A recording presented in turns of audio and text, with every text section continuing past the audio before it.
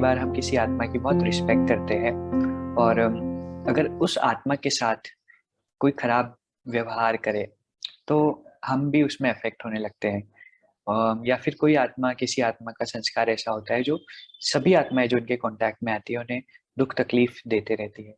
ऐसी सिचुएशन में हम उनके प्रति शुभ भावना कैसे रख सकते हैं जब हमें उनके ऊपर क्रोध आ रहा हो या हमें उनकी बात संस्कार बिल्कुल एक्सेप्ट नहीं हो रहा हो।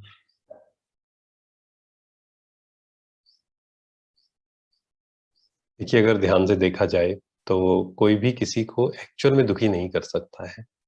चाहे वो हम अपने पर लें, है ना। हमें कई बार ऐसा लगता है कि इसके कारण मैं परेशान हूँ, इसने मुझे दुख दिया।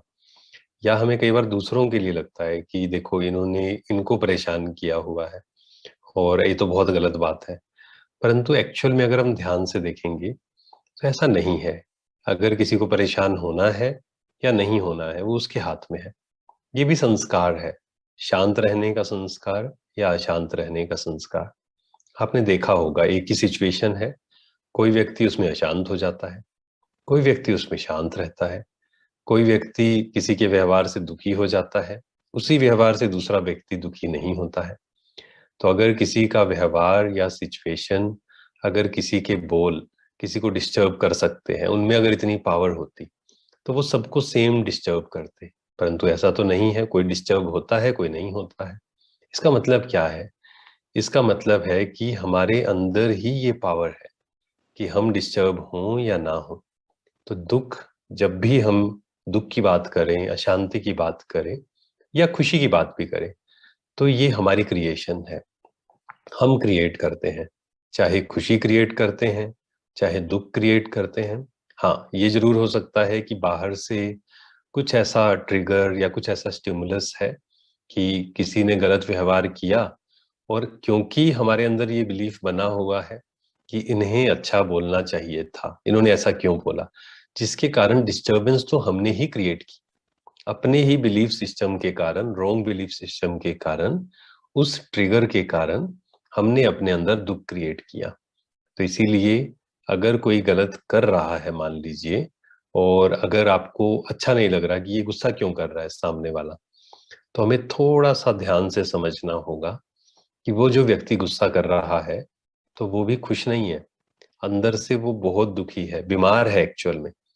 इस बात को तो पक्का कर ले, क्योंकि बहुत से लोगों के ये प्रश्न आते हैं कि सामने वाला गुस्सा करे तो हम क्या करें, सामने वाला इग्नोर करे तो हम क्या करें। तो इस बात को पहले मन को समझाना पड़ेगा अच्छे से कि वो अगर गुस्सा कर रहा है सामने वाला, तो वो दुखी है, परेशान है, बीमार है। अब फिर आपको चूज करना पड़ेगा कि अगर कोई बीमार है ना, फिजिकली कोई बीमार होता है तो हम उसका कितना ध्यान रखते हैं। अगर कोई इमोशनली बीमार है, इमोशनली इल है, तो हमें क्या करना चाहिए? क्या हमें दुखी हो जाना चाहिए? क्या उसके प्रति घृणा करनी चाहिए, या उसके प्रति रहम आना चाहिए? या आपको खुद को डिसाइड करना है। परंतु इसके लिए आराम से बैठ के उस व्यक्ति की साइड को भी देखना होगा, क्योंकि हम अपनी साइड को देख रहे हैं तो और उसके नजरिए से भी तो देखना पड़ेगा ना, कि वो कितना दुखी है, वो कितना परेशान है। कोई भी खुश इंसान कभी गुस्सा नहीं कर सकता। इस बात को आप अच्छे से समझ लें। जिसका मन शांत हो और उसको कहा जाए कि गुस्सा कर कर दिखाओ, वो नहीं कर सकता है। तो ये जब तक हम मन को नहीं समझाएंगे, जब तक हम, क्योंकि इसमें एक और रास्ते में एक ब्रेकर आता है। वो क्या आता है? एक दीवार हम लगा देते हैं। हम क्या कहते हैं, कई लोगों की बातें आती हैं ये, कि ये बातें कहनी तो आसान है लेकिन जब सामने ऐसी बात होती है ना, तब पता लगता है। तो ये भी हमने अपने लिए ही दीवार क्रिएट कर दी कि ये बातें कहनी और सुननी तो आसान है, कि सामने वाला गुस्सा करे तो उस पर रहम करो, लेकिन करना बहुत मुश्किल है, क्योंकि हमने ही उसको मुश्किल बना दिया अपने ही बिलीफ सिस्टम के कारण। देखिए, तो फिर वो कभी आप कर भी नहीं पाएंगे। तो पहले अपने मन को समझाना है कि इसका सॉल्यूशन केवल एक ही है। अगर कोई सामने गुस्सा कर रहा है, आप उसके नजरिए को देखिए, वो अपने संस्कारों के वश है। जब तक इस चीज को नहीं देखेंगे तब तक मन शांत रह ही नहीं सकता, तब तक आपके दिल में उसके प्रति रहम आ ही नहीं सकता। तो ज्ञान यही तो है कि हम अपने मन को समझाएं।